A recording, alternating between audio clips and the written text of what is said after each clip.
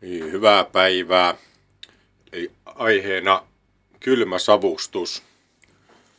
Sain viimeinkin monen vuoden haaveilun jälkeen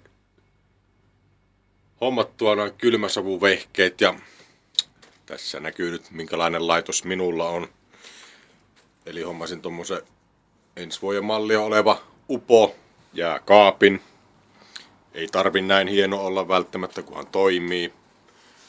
Ja sitten on hyvä olla tommonen, mulla nyt on tämmönen digital thermometer, olisiko joku 7 megapikseli mittari. Siinä näkyy sisälämpötila, siis täällä kaapissa sisälämpötila näkyy tuossa.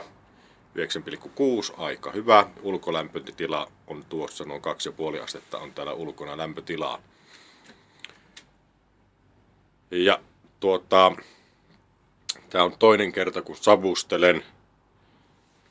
Ensimmäinen kerta meni sikäli pieleen, että mulla oli Mustang-merkkinen savunkehitin ja siinä se vastus ei lämmennyt tarpeeksi paljon, että se olisi näitä savukiekkoja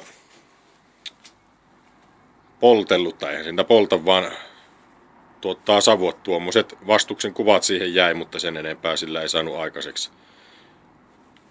aikaiseksi, että sitten mä peitin sen savustuspurulla aivan ilmatiiviisti, niin sitten siitä rupesi savua irtoamaan. Sain sillä menetelmällä savustettua ensimmäisen kerran ja luulinkin jo, että meni pilalle kalat, kun sitä savusta tuli tosi kitkerää, tosi vahvan makusta kuin hajusta siitä savusta ja ajattelin, että se menikin jo pilalle, ne lohet nekin maistui sille tosi kitkerälle, mutta ne kun muutaman vuorokauden tekeytyi jääkaapissa kelmussa ja folion sisässä, niin maku muuttui herkulliseksi, savun maku tasoittui ja se kitkeryys lähti pois ja äärimmäisen hyvä kylmäsavulohto tuli siitä. Mutta sen kuitenkin nyt vein Mustangin, palautin kauppaan pois ja sitten ostin tuon Savusampo merkkisen savustimen, joka toimii loistavasti. Käytän siinä tämmöisiä leppäkiekkoja. Eli olen kuori ensin lepää ja sitten sahailin sitä tämmöisiä kiekkoja, koska tää on joku 5 senttiä halkaisijaltaan suurin piirtein. Katsotaanpas miltä täällä nyt näyttää. Pitäisi varmaan olla kiekonvaihtoaika. Joo, siellä mulla nyt on 4 vilettä roikkuu ja siellä on edamjuusto. Tuossa on 17% ja tuolla takana 24%. Tulee erittäin hyvää kylmäsavujuustoa, siis savujuustoa. Maku maistaa, maku on hyvin lähellä kipparijuustoa, mitä kaupasta saa. Niin tuo noin, ehkä Savusampo. Saa tilattua netistä suoraan valmistajalta tai muutama liike ympäri Suomea myy. Netistä tilasin ton kärkkäinen.comista, saa netin kautta tilattua. Postikuluineen 55 €. Kannattaa sijoittaa heti sen verran. Mäkin ostin sen Mustangin, kun se maksoi vain 30, mutta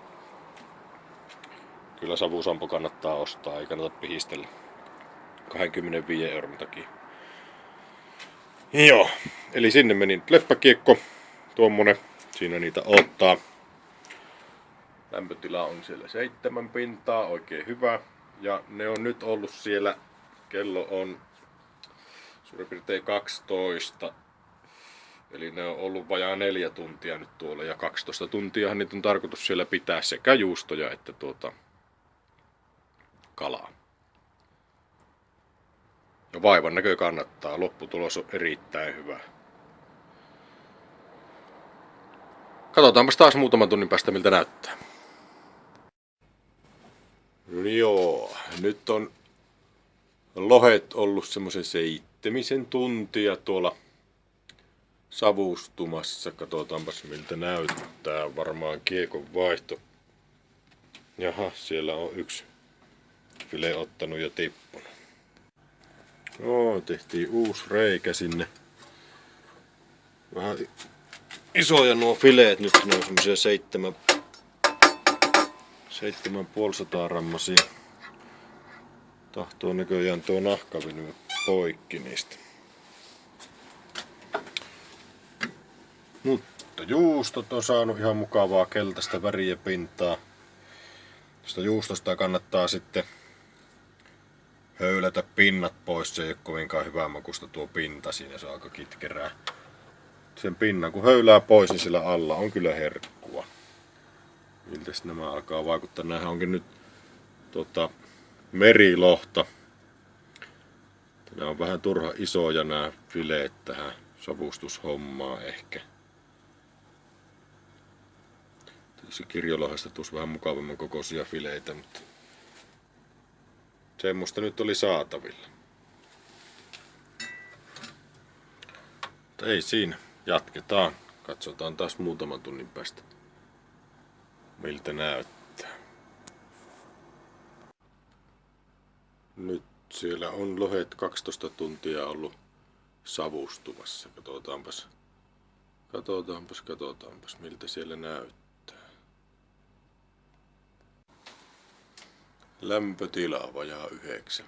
Mukavasti pysynyt koko päivä siinä 7 ja 10 välissä. Joo, savua ainakin on. Nämä oli merilohifileitä, semmosia 700-800 grammaset, pikkusen eihän turha isoja. Ei tuo nahka kestää oikein tää roikkumista, joutunut välillä niitä vähän korjailemaan siellä, mutta makuunhan siinä pääasia on. Juustot on mukavasti saanut väriä pintaan. Eiköhän tämä ala olleet tässä. Palaako tuo pala nyt loppuun? Otetaan tosta tuo ensimmäinen ja viedään se sisälle. Saa sitä ruveta maistelemaan vähän. Jääkö nuo nyt tuonne vielä vähäksi aikaa ja sitten ne saa siellä yö yli seisoo. Pistetään huomenna sitten pakettiin. Joo, eiköhän se siitä.